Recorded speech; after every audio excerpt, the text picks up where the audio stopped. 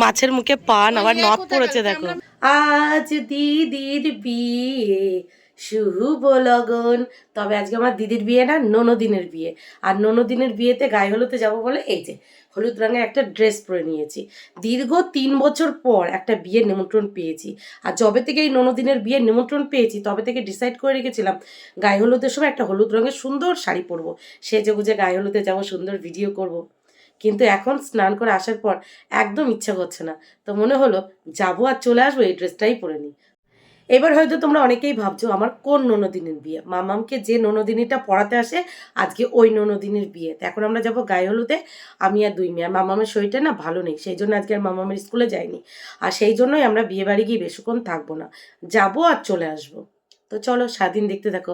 এখন গায়ে হলুদের পর্ব শেয়ার করবো, আর রাত্রে বিয়ে বাড়ি যাবো সেটাও তোমাদেরকে শেয়ার করবো। আর ইচ্ছা আছে বিয়ের সমস্ত নিয়ম বিধিগুলো শেয়ার করা, মানে রাত্রেরটা। দিনের বেলা বেশিক্ষণ থাকবো না, যেহেতু ওর বাবা বাড়ি নেই, অফিসে গেছে। রাত্রের বাবা বাড়ি থাকবে, রাত্রেরটা ডিটেলসে শেয়ার করবো। সব মিলিয়ে সারাদিন দেখতে থাকো আর আমার সঙ্গে থাকো। এই যে আমার 2 মা জননী রেডি। কোথায় যাবে দুষ্টু? মামাম কোথায় যাবে? পিপির বিয়েতে যাবে? আচ্ছা চলো একটু ঘুরে আসি, বেশিক্ষণ থাকবো না, ঠিক আছে? চলো চলো মামাম, চলো চলো। এই যে তত্ত্বের মাছ, মাছের মুখে পান আবার নখ পড়েছে দেখো। হ্যাঁ হ্যাঁ হ্যাঁ, মাছ আবার শাড়িও পরেছে সুন্দর, বাহ বাহ বাহ। মাছের টোপরটাও পড়েছে দেখো, বাহ। মাছটা কোথায় যাবে?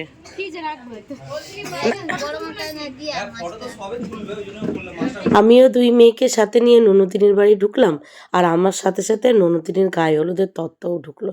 দেখো সমস্ত তত্ত্বগুলো এখানে সাজিয়ে রেখেছে, চলো তোমাদেরকে এক ঝলক দেখিয়ে দিই। প্রত্যেকটা তত্ত্ব দেখো খুব সুন্দর করে সাজিয়েছে। বিয়ে বাড়িতে গেলে জানো তো আমি এই তত্ত্ব সাজানোটা খুব দেখি, আমার ভীষণ ভালো লাগে, যেহেতু আমি এটা পারি না তো সেই জন্য।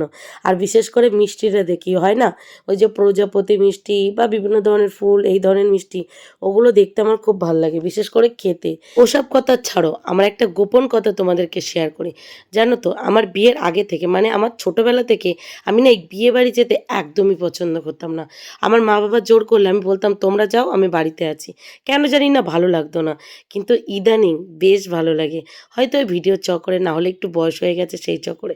দেখো এই টাইপের মিষ্টি না আমার ভীষণ পছন্দ, তবে এখন আর বেশি খেতে ভালো লাগে না।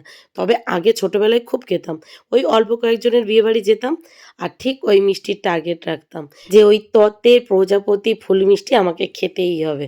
তো যাই হোক, তত্ত্বটা তোমাদেরকে দেখিয়ে দিলাম, দেখো কত সুন্দর সাজিয়েছে। এদিকে আমার ননদিনী দেখো সবাইকে ঠেলে ঠুলে একদম চলে আসছে গায়ে হলুদে বসবে বলে, দেখেছো পুরো ঠেলে ঠুলে চলে আসলো।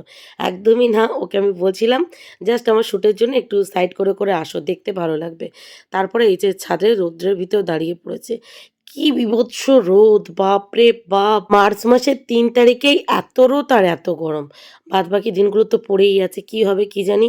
দেখো একটু রোদে দাঁড়াতে না দাঁড়াতেই ওর মুখ পুরো লাল হয়ে গেছে, এমনিতেই ফর্সা, তার উপরে হালকা একটু মেকআপ করেছে, পুরো মুখটা লাল হয়ে গেছে, বিভৎস রোদ। আরে হ্যাঁ হ্যাঁ হ্যাঁ, তোমরা তো এতদিন আমার ননদিনীকে সিম্পল লুকে আমাদের বাড়িতে টিউশন পড়াতে যেতে দেখেছো, এখন বলো তো ওকে এই লুকে কেমন লাগছে? আমি ওকে বলছিলাম তোমাকে পুরো লক্ষ্মী ঠাকুরের মতো লাগছে, বলাতে বলছিল ধুর কি যে বলো বৌদি তুমি। তবে তোমরা কিন্তু অবশ্যই জানিও যে আমার ননদিনীকে কেমন দেখতে লাগছে। আর একটা কথা কি জানো তো, ওর নিজের বিয়ের দায়িত্ব নিজেকেই নিতে হয়েছিল, প্রায় 99% দায়িত্ব ওর কাঁধেই ছিল। তার উপরে বিয়ের দিন পুরোপুরি উপোস, তার উপরে আবার এই রৌদ্রের মধ্যে দাঁড়িয়ে গায়ে হলুদ হচ্ছে, বুঝতে পারছো? এত কিছুর মধ্যেও ওকে এত সুন্দর লাগছে।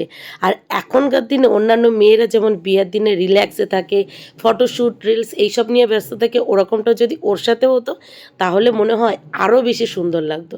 আমি ঠিক বললাম কি না? মাথার ওপরে যে সমস্ত মেয়েদের সমস্ত চাপটাই থাকে তারা না মন খুলে আনন্দ করতে পারে না, তাদের সৌন্দর্যটা অত ভালোভাবে ফুটেও ওঠে না। তবে ওর এত চাপের মধ্যেও এত সুন্দর লাগছে, যদি ওর চাপ ফ্রি থাকতো তাহলে ওর কত সুন্দর লাগতো।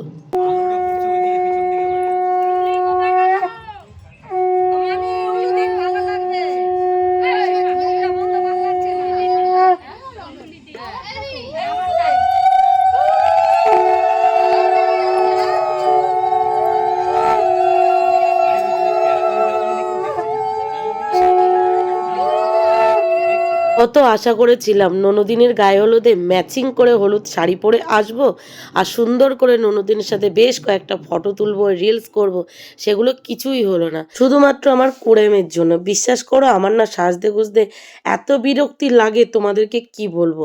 আমার সাজতে একদম ভাল লাগে না, মনে হয় সিম্পলভাবে থাকো ওটাই শান্তি। সাজলে গুজলে মনে হয় যেন গায়ের উপরে কিছু একটা বোঝা চাপিয়ে দিয়েছি, এত বিরক্তি লাগে। এখানে দেখো সবাই কত সুন্দর সেজে এসেছে, তার মাঝখানে আমি একটা সিম্পল চুড়িদার পরে চলে এসেছি। বিশ্বাস করো শুধু এই সাজগোজের ভয়ে বিয়ের আগে মানে ছোটবেলা থেকে আমি বিয়ে বাড়ি যেতে একদমই পছন্দ করতাম না। অন্যান্য ওকেশনে না সেজে গেলে কেউ কিছু বলতো না, কিন্তু বিয়ের সময় যদি আমি না সেজে কোনো বিয়ে বাড়ি যেতাম বলতো কিরে তুই একটু সাজলি না, তোর কি সাজার জিনিস নেই, এই ওই অনেক টোনটিটকারি শুনতে হতো। সেই জন্য বিশেষ করে আমি বিয়ে বাড়ি যেতাম না।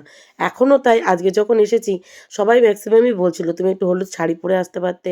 দাও পিপিকে দাও একটুখানি একটুখানি, একটু দাও, একটু কপালে ছুঁয়ে দাও শুধু, ওর হাতটা ছাড়িয়ে দাও, দিয়ে একটা সরে যাও একাদিকে একটা ছবি তুলে সরো।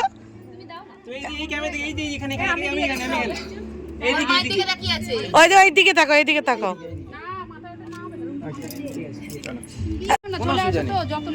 দুজনই আসবেন তাহলে দুজনে ভালো হবে।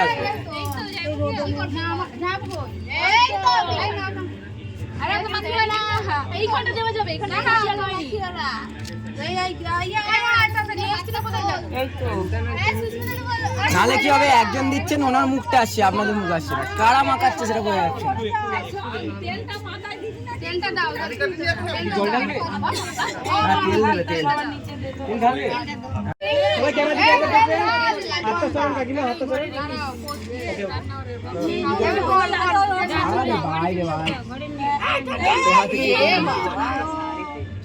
সব গায়ে দিয়ে আরে এমনি ফেললাম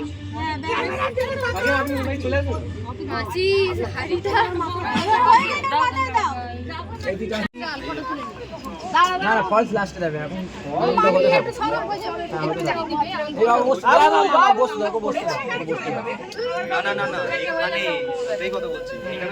আপনি একটু ঘোরেন, এদিকে ঘোরেন, ব্যাস ব্যাস।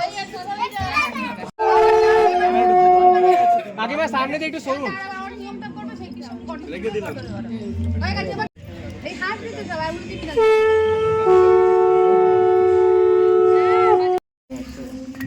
আইবুড়ো নাম ঘোচালে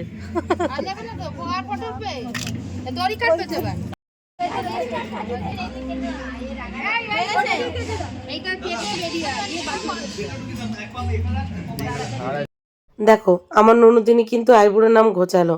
এই যে দড়ি কেটে বার হচ্ছে, ব্যাস আইবুড়োর নাম ঘুচিয়ে বাইরে বার হচ্ছে।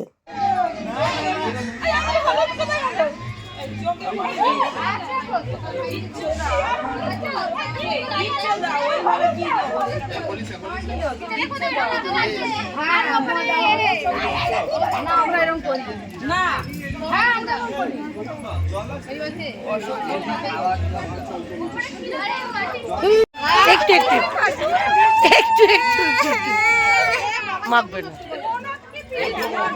মাখো, মাখাচ্ছে জোর করে মাখিয়ে দিতে হয়, জোর করে।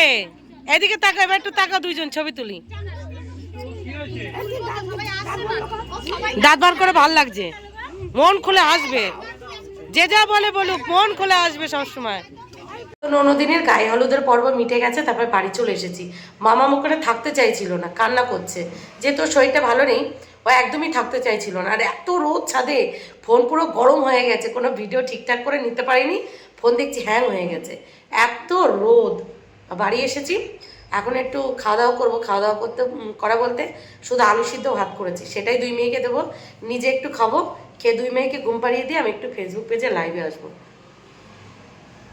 কালকে ফেসিয়াল করেছিলাম তো, সেটা হলুদটা তুলে দিচ্ছি। দেখুন ওই যে মাম্মা এখনো মুখটা ভার ভার করে আছে, ওর মানে এই ভিড় ভারটা এখন ভাল লাগছে না, পুরো বিরক্তি, আর মুখ ফুলিয়ে কাঁদছে। দেখো কি হয়েছে বাবা, চলো চেঞ্জ করো, ভাত খাবো। পিপির বিয়ে হয়ে যাচ্ছে, কান্না করছে। দেখো ওই দেখো পিপির বিয়ে হয়ে যাচ্ছে। ওর পিপিকে তো কখনো এই অবস্থায় দেখেনি, প্রতিদিন পড়াতে আসে, আজকে ওই অবস্থায় দেখে কান্না করছে মেয়ে আমার। দেখো ওই যে কান্না করছে, পিপি চলে যাবে গো, ছোটোর বাড়ি পিপি চলে যাবে গো, বলে বাবলে। পিপি আসবে পড়াতে আবার। চলো ভাত খেয়ে নি।